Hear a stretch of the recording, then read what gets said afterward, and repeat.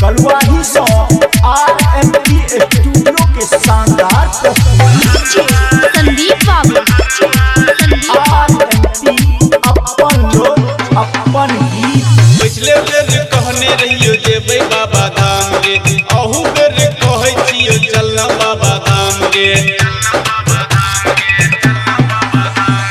पिछले बेर कहने रहियो जेबै बाबा धाम गे, अहू बेर कहै छियो चलना बाबा धाम गे। पातर छीतर नमकी छोरी जींस वाली, पातर छीतर नमकी गोरकी जींस वाली, कमर लो लेना कमर लो लेना कमर लो लेके गोरकी शहर वाली, कमर लो लेके गोरकी शहर वाली, कमर लो लेके गोरकी शहर वाली। संदीप बाबू संदीप बाबू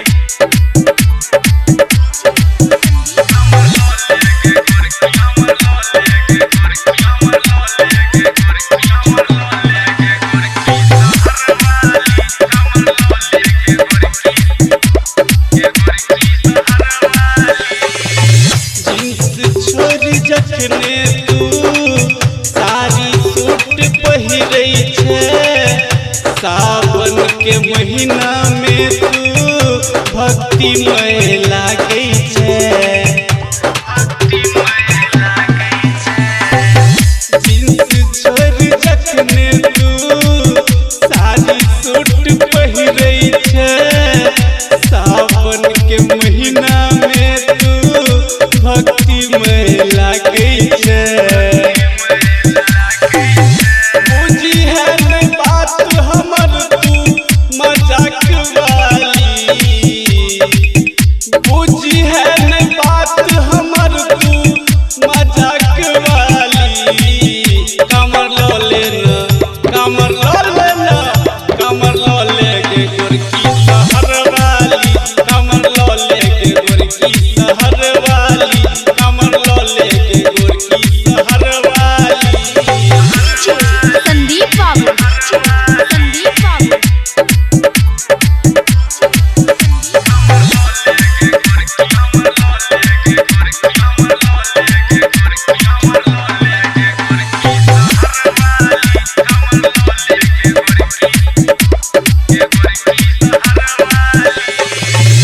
हाथ में चूड़ी जब हरियर पहनै छै, मेहंदी लगेने तू बड़ सुंदर लागै छै।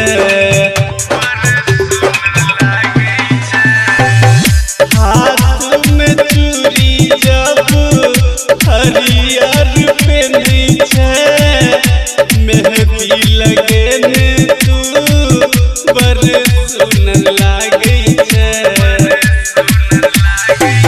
कहो बात पावन तोरा सावन वाली, गाबै विजेंदर गीत कांवर वाली, कमर लो लेना कमर लो लेना कमर लो लेके गोरकी शहर वाली, कमर लो लेके गोरकी शहर वाली, कमर लो लेके गोरकी शहर वाली। RMP स्टूडियो के लाल बटन दबाकर सब्सक्राइब करी, संग ही बेल आइकन के दबानाई नहीं बिसरी, ताकि अपने सबक समक्ष नव प्रस्तुति अभित रहे।